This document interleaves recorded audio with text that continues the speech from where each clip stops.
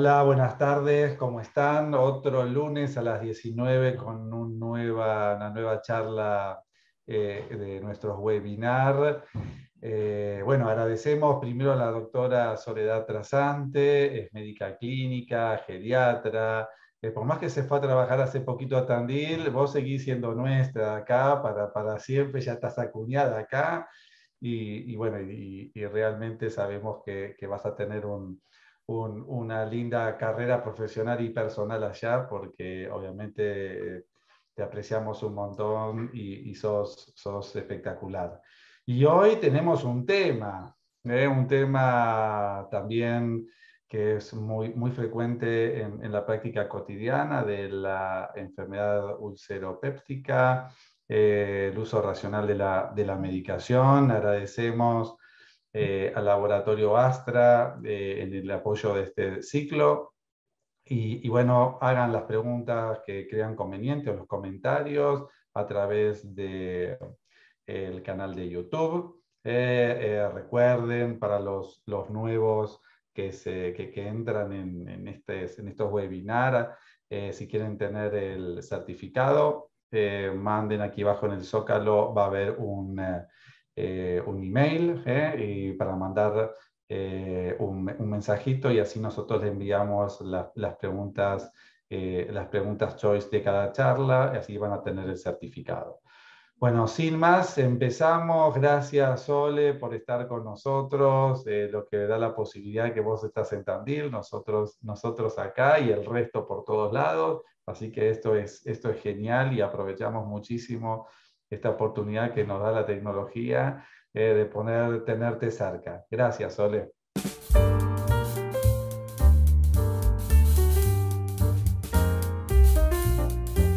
Gracias, Marcelo, gracias por la convocatoria. La idea es que se puedan llevar conceptos grandes sobre un tema muy interesante.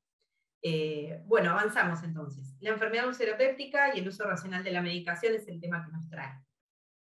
La enfermedad ulceropéptica es una enfermedad heterogénea que es atribuible a una serie de factores que de forma aislada o en combinación actúan produciendo un desequilibrio entre los elementos agresivos y los defensivos de la mucosa gastroduodenal, que conlleva la aparición de lesiones excavadas en el estómago y o en el duodeno. En general hablamos de ruptura de la mucosa hasta la submucosa. Si es menor a 5 milímetros se habla de erosión, si es mayor a esa profundidad ya hablamos de úlcera. En cuanto al manejo de la enfermedad ulceropéptica en la población de pacientes de edad avanzada, esto representa un desafío único, ya que la epidemiología, la presentación clínica y los resultados pueden ser diferentes a los de la contraparte más joven, ¿sí? Es muy importante tener en cuenta que la etiología es multifactorial y que hablamos básicamente de lo que es úlcera duodenal en un 90-95% de causa por la infección por Helicobacter pylori. Esto se reduce a un 70-80% en la úlcera gástrica, y hay un 5% de úlceras duodenales que responden a la agresión por los analgésicos no esteroideos, aumentando un 25% en la úlcera gástrica. Y después vamos a tener un porcentaje menor de otras causas, que muchas veces puede ser indefinida, otras puede estar vinculado a la hiperacidez gástrica en el caso del síndrome de Zollinger-Ellison, y por supuesto hay otros factores de riesgo que vamos a desarrollar. Bueno, en cuanto a la fisiopatología, hablábamos de esta combinación entre factores agresivos, en los que a la cabeza están el Helicobacter pylori, la pepsina, los analgésicos no esteroideos, y los estados hipersecretores de ácido gástrico, como el gastrinoma, la mastocitosis, pero también juegan un rol muy importante los fármacos y su interacción con la mucosa.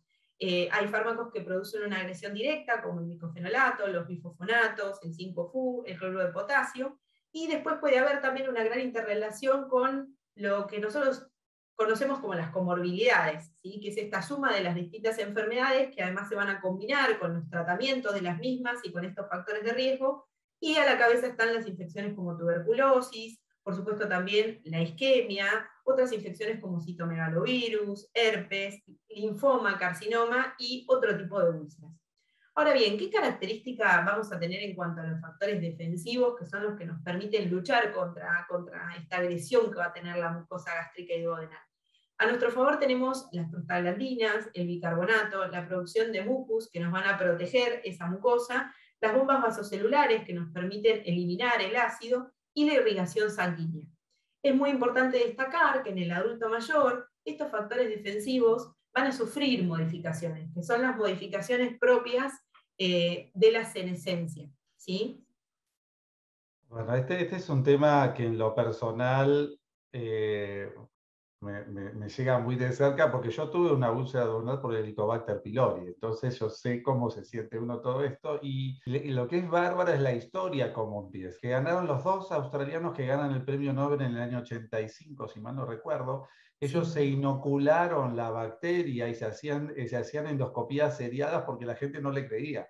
Entonces, cuando vos lees en la historia parece que fue de 1800, y no, eso fue, se tuvieron que inocular y se hacían, fue tremendo la historia cómo la comunidad médica empieza a creer en la hipótesis de ellos. Otro de los medicamentos que quizás está bueno como para también incorporar y que usamos habitualmente son los inhibidores de la recaptación de serotonina. Viste que también pues, en aquellos que tienen a su vez una predisposición, ¿no? Ulceropéptica, digamos así, hay que tener un cierto cuidado. Hay algunos trabajos, hay un trabajo que salió hace un par de años atrás, hasta casi lo equiparaba a un AINE con el riesgo de una hemorragia digestiva. Así que siempre tenerlo en cuenta que cada vez es más estos medicamentos de uso masivo, casi prácticamente. Sí, perfecto, Marce. Es para destacarlo y para agregarlo. Más adelante vamos a ampliar un poquito sobre las interacciones farmacológicas. Bueno, ¿qué sabemos de la epidemiología de lo que es la enfermedad ulceropéptica? Hay una incidencia anual del 0,1 a 0,3% en población general, y lo que sabemos es que del 5 al 10% de los occidentales en algún momento van a desarrollar enfermedad ulceropéptica a lo largo de su vida. Esto genera alto costo para el sistema de salud y, por supuesto, una disminución de la calidad de vida. La incidencia global, y esto está muy relacionado con lo que vos mencionaste, viene en descenso. ¿Y esto es por qué? Porque, bueno, hay una prevalencia descendente del Helicobacter pylori a partir de la búsqueda y del tratamiento, y por supuesto porque la piedra angular del tratamiento, que son los inhibidores de la bomba de protones, de los cuales vamos a hablar mucho en el transcurso de esta charla, se está masificando su uso. Entonces, esto hace que la disminución de la incidencia global tenga su efecto. Ahora bien, ¿qué sucede con las tasas de hospitalización y de muerte? Estas siguen siendo elevadas y particularmente en los pacientes adultos mayores. ¿Y a qué se debe esto? Bueno, esto se sabe que es atribuible potencialmente a los cambios de la mucosa asociados al envejecimiento que mencionamos anteriormente, pero también porque la prevalencia de infección por Helicobacter pylori en la población adulta mayor también tiene una importante trascendencia y es importante buscarla y tratarla, ¿sí? A su vez, la pluripatología y la polifarmacia en el adulto mayor, los síndromes geriátricos que interactúan con todo esto y la forma de presentación atípica y hasta muchas veces asintomática hace que muchas veces la enfermedad ulceropéptica en el adulto mayor se diagnostique en estadios avanzados, lo cual aumenta la morbimortalidad. En cuanto a la evidencia, en un estudio poblacional de 7.232 pacientes con úlcera péptica sangrante, la mortalidad estandarizada a los 30 días entre los pacientes mayores de 80 años fue del 16,9% en comparación con el 4,3% entre los pacientes menores de 65 años. Esto habla de la importancia de tener en cuenta, ¿sí?, para tratarla, y también tener en cuenta que en los pacientes internados que desarrollen esta enfermedad, la tasa, ¿sí?, de mortalidad va a ser potencialmente mayor. Bueno, ampliando un poquito más sobre los factores de riesgo, vamos a tener a la cabeza la infección por Helicobacter pylori, pero también es muy importante tener en cuenta lo que son los analgésicos, las dosis múltiples, ¿sí?, que tenemos de analgésicos no esteroideos al día de hoy, en una medicación que es ampliamente utilizada y que en el adulto mayor también, ¿sí?, está ampliamente utilizada, sobre todo por el aumento de los dolores. La universalización de la aspirina tiene el ácido acetilsalicílico indicaciones precisas, pero es muy frecuente que la gente la tome porque sí, o en prevención primaria cuando no está tan clara la evidencia para ello. Y es muy importante saber que en los pacientes que tienen úlcera péptica previa, el riesgo es mayor, la edad avanzada, a medida que van pasando los años, el riesgo también aumenta, y la interacción con otros medicamentos como los corticoides a largo plazo, los inhibidores de la recaptación de serotonina, como mencionaste Marce, los antialdosterónicos y la medicación anticoagulante.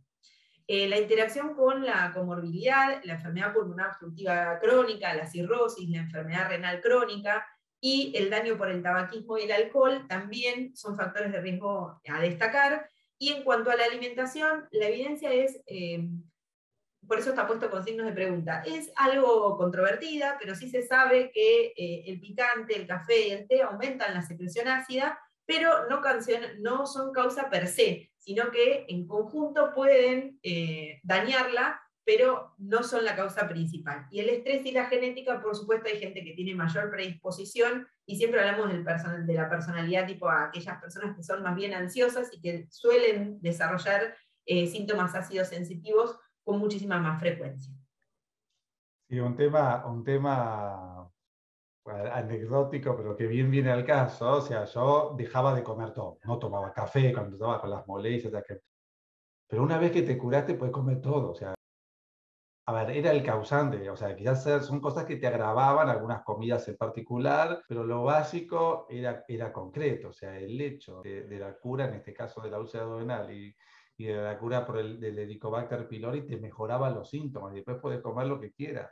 O sea, qué importante que fue para lo personal, para mí y para el mundo en general, algo tan frecuente que siempre pensábamos, quizás vos sos muy jovencita, pero yo me acuerdo, y que era todo, no, la dieta, los hábitos, y yo qué sé qué, pero había algo dando vuelta que por suerte tiene solución.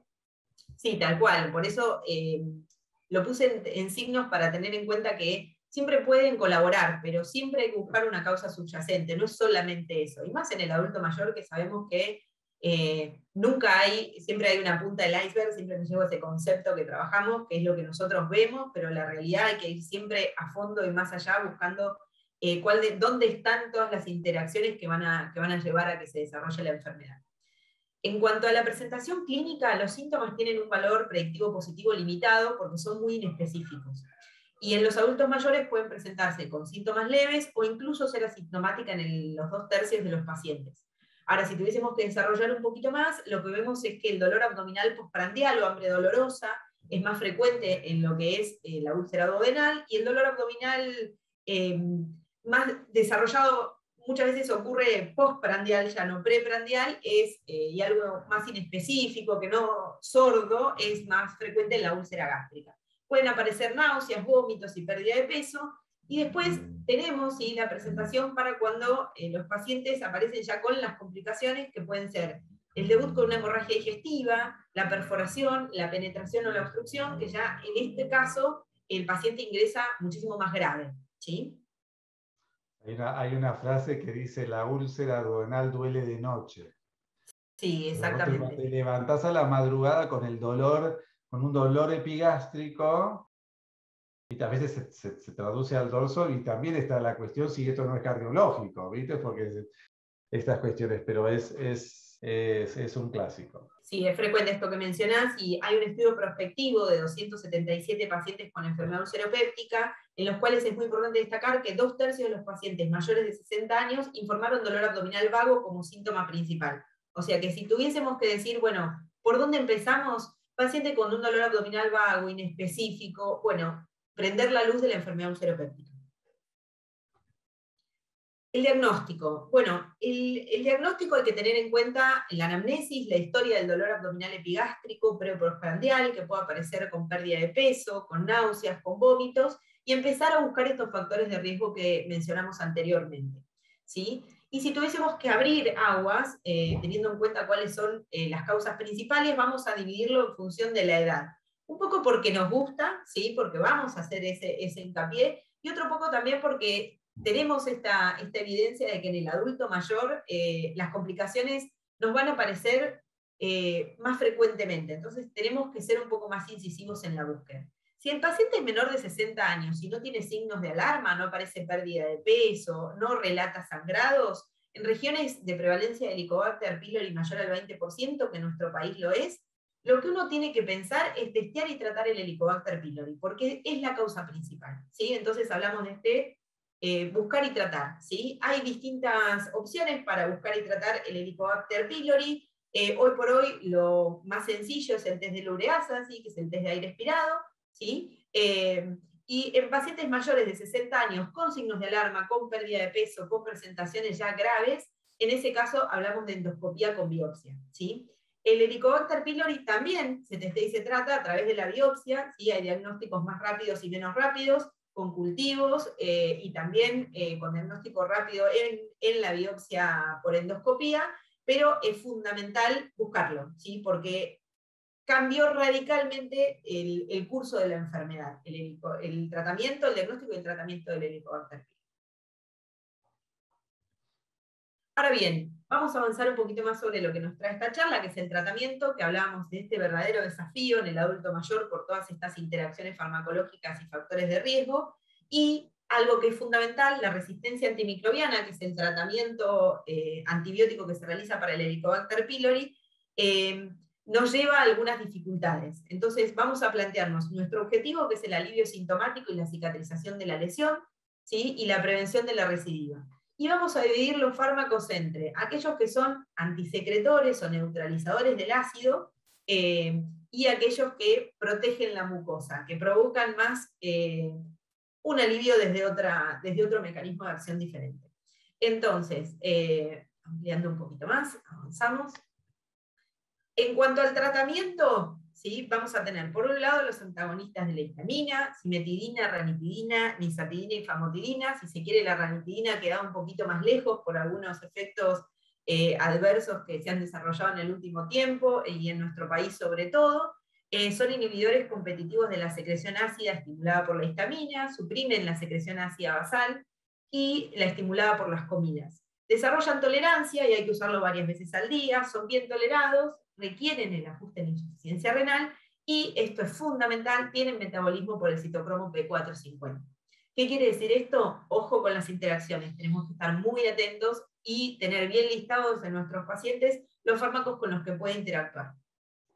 Por otro lado tenemos a los antiácidos, que son compuestos más sencillos de aluminio y de magnesio, que aceleran la curación de las úlceras de la enfermedad ulcerosa péptica, que disminuyen el pH inmediato y tienen un efecto cintoprotector, pero a tener en cuenta, y esto es muy importante en el adulto mayor, pueden generar o diarrea o constipación. Diarrea las que son de magnesio y constipación las que son de aluminio de calcio. No se usan en pacientes con insuficiencia renal crónica y actualmente se utilizan más que nada para aliviar los síntomas y tienen mucha relación con la dispepsia. Bicarbonato de sodio, carbonato de calcio, por ejemplo. El sucralfato es una medicación que está, si se quiere, tiene menos prensa, pero es muy importante para el alivio sintomático. Se usa mucho en el adulto mayor por la baja tasa de efectos adversos, tiene una acción local y prolongada, se absorbe menos del 5%, y lo que hace es adherirse al lecho ulceroso y formar una barrera protectora. Importante, se excreta por materia fecal. No modifica la enfermedad, pero sí produce alivio sintomático. Y las prostaglandinas, en el caso del misoprostol, mantiene la integridad de la mucosa, tiene una indicación muy precisa que es para la prevención secundaria de úlceras en el caso de pacientes que tengan que tener AINES a largo plazo, e inducen vasodilatación y proliferación de las células epiteliales, restituyen el epitelio, la secreción de moco, y lo que hacen es tirar hacia arriba todos esos efectos beneficiosos que a veces disminuyen. Por supuesto, el efecto adverso mayor que tiene el misoprostol está relacionado con la contraindicación con el embarazo. En la población adulta mayor no vamos a tener este problema. Y la piedra angular de tratamiento, y si se quiere la estrella, viene dado, por supuesto, por los inhibidores de la bomba de protones, que son este grupo de fármacos que vino a cambiar un poco la incidencia en conjunto con el tratamiento del Helicobacter pylori. Se consideran el pilar del tratamiento. Es una familia grande, con características distintivas y diferentes de cada uno de los fármacos. El omeprazol fue el primero, el más conocido, el más económico, y si se quiere, el más utilizado. Después está el lansoprazol, el pantoprazol, el esomeprazol, el rabeprazol y el dexlansoprazol, que es la novedad porque no tiene tanta relación con las comidas. El resto requieren, ¿sí? Que la mucosa esté ayunada, o sea que requieren que no tengamos previamente comida en el estómago. Su mecanismo de acción es la inhibición de la bomba sodio-potasio ATPasa y son profármacos, son activados por el ácido. Por eso hablamos de que es fundamental el momento de la toma. Acá, desarrollando un poquito las características de estos fármacos, lo que vemos como principal es los cambios en la biodisponibilidad que hay entre la familia, y el otro dato fundamental es que se excretan por vía hepática y que se metabolizan. El metabolismo primario es por el CYP12D19, o sea, tienen interacción también con el citocromo P450, y esto es fundamental para tener en cuenta en las interacciones farmacológicas con algunos medicamentos en particular. Es preferible elegir uno que otro. Esto lo vamos a desarrollar un poquito más. En el caso de los pacientes que requieran por alguna indicación cardiovascular recibir clopidogrel, se evita el omeprazol, ¿sí? Y tratan de indicarse a aquellos que tienen menor relación con el CYP2, el CYP3A4 y el CYP12D19 en una manera diferente, para que no disminuyan la biodisponibilidad, sobre todo del clopidogrel, ¿sí? Bien. Ahora bien, el tratamiento de la úlcera péptica en cuanto a las características y el tiempo es fundamental tenerlo en cuenta en el agudo. ¿Por qué? Porque el problema mayor que estamos teniendo hoy por hoy con los inhibidores de la bomba de protones es que se universalizó su uso, ¿sí? Y tiene indicaciones en agudo que son precisas en cuanto al tiempo, y uno tiene que siempre pensar, ¿sí?, si nuestro paciente lo necesita o no y por cuánto tiempo, y si hay que extenderlo, con qué objetivo. En el caso de que nosotros tengamos el diagnóstico confirmado de úlcera duodenal y esta úlcera duodenal es no complicada, la indicación de inhibidor de bomba de protones en simple dosis es por un mes, ¿sí? A reevaluar, por supuesto, según síntomas, pero debería finalizarse el tratamiento y se considera que la úlcera está curada. En el caso de que hablemos de una úlcera duodenal complicada, la dosis de inhibidor de bomba de protones es doble, es por 4 semanas, y de aquí en adelante de las úlceras que vamos a hablar, estas requieren endoscopía de control. En el caso de la úlcera gástrica, la no complicada, el inhibidor de la bomba de protones es doble dosis por 6 a 8 semanas, y en el caso de la gástrica complicada es doble dosis por 12 semanas, siempre con endoscopía de control en estos últimos 3 casos. En la úlcera gástrica complicada que se biopsia, está indicado en algunas situaciones seguir con el tratamiento con inhibidor de bomba de protones hasta 1 año, ¿sí? Pero eso tiene que tener el seguimiento de gastroenterología y se va viendo de acuerdo a la cicatrización de la úlcera. Ok, entonces, estamos hablando acá de la úlcera péptica, ahora no Helicobacter pylori. Y a veces uno tiene el antecedente que toma antiinflamatorios y algo que le pudo haber agravado la cuestión, a veces lo tenés, a veces no. Y está muy bueno esto que vos comentas ahora, porque es de ver frecuentemente que a veces empiezan con la medicación y no terminan más con la medicación, ¿viste? Y quedan ad eternum sin mayores controles, más allá de la cuestión sintomática que está mejor. Pero esto es como siempre tener en mente que hay, que debería haber un comienzo y un final. Y un final. Y ahí el hecho de hacer o no la endoscopía, que muchos después le huyen, ¿no? Le huyen a hacer la endoscopía hoy por hoy de control. Pero bueno, siempre tener en cuenta esto. Bárbaro. Bueno, ahora, ¿qué sucede con la enfermedad ulceropéptica cuando diagnosticamos Helicobacter pylori positivo? Es fundamental que tengamos en cuenta el ámbito donde nosotros nos estamos desarrollando. En Argentina específicamente hay una alta resistencia a claritromicina. Esto lo destaco porque cuando uno elige el régimen de tratamiento, el Helicobacter pylori requiere tratamiento combinado. Es muy importante para ello tener en cuenta la prevalencia que tenemos en nuestro país, la prevalencia de cáncer gástrico, la resistencia a los antibióticos en nuestra comunidad, si hay disponibilidad o no de bismuto, que en nuestro país no tenemos disponible, y por supuesto tener en cuenta si nuestro paciente tiene alguna alergia, alguna tolerancia o intolerancia a algún medicamento en particular, si ya hizo un tratamiento previo y cuáles fueron los resultados con ese tratamiento previo, y si se asocia a otro tipo de medicamentos también por las interacciones. Los efectos adversos que puede producir el tratamiento es otro dato a tener en cuenta a la hora de elegir el régimen, y las dosis recomendadas y duración del tratamiento, yo puse acá las dos fundamentales que estamos utilizando en Argentina hoy. Hay otras opciones, pero el triple esquema con inhibidor de bomba de protones cada 12 horas, asociado a amoxicilina 1 gramo cada 12 horas y claritromicina 500 cada 12, por 10 días tiene una efectividad del 60-80%, pero si se prolonga a 14 días, aumenta casi un 10% la efectividad. ¿Sí? Con lo cual, lo que sugerimos es que sea 14 días de tratamiento. La otra opción es inclinarnos por un cuádruple, un esquema con bismuto que en nuestro país no hay, entonces hablamos del cuádruple esquema sin bismuto, y este se usa sobre todo en pacientes que ya han hecho el tratamiento una única vez y tienen una recidiva o continúan con síntomas, que es el inhibidor de bomba de protones cada 12 horas asociado a amoxicilina con claritromicina, pero que asocia metronidazol también cada 12 horas. Y hay un triple esquema sin claritromicina, que es con el IBP, levofloxacina y amoxicilina.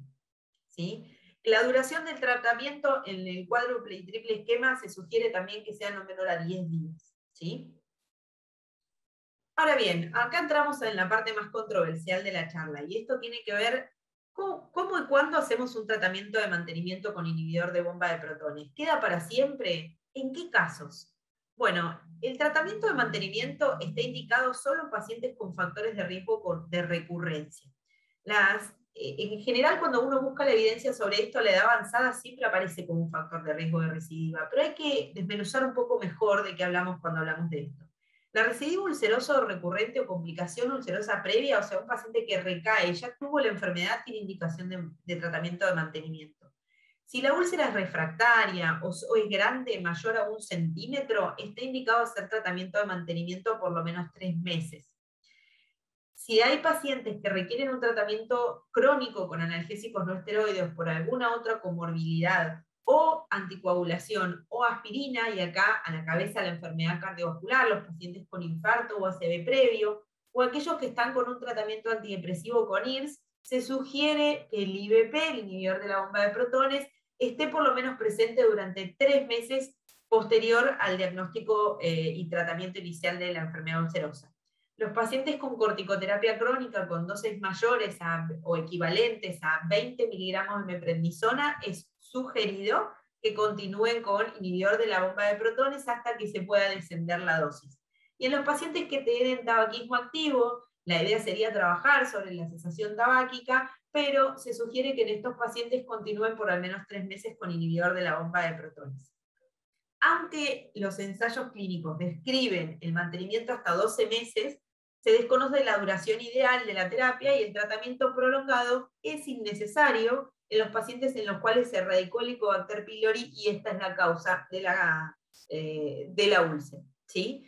Los datos recientes, un estudio prospectivo sobre los resultados clínicos a largo plazo de la terapia llamada gastroprotectora, ya sea con inhibidor de bomba de protones o con antagonistas de la histamina en pacientes con úlceras hemorrágicas idiopáticas, o sea, aquellas que se dan en pacientes que no tienen ni consumo de AINES, ni tampoco confirmación del Helicobacter pylori, en Hong Kong sugirieron que la gastroprotección no reduce el riesgo de hemorragia recurrente o mortalidad en este tipo de pacientes, con lo cual es muy importante tener en cuenta que no tienen que quedar con tratamiento de mantenimiento a largo plazo.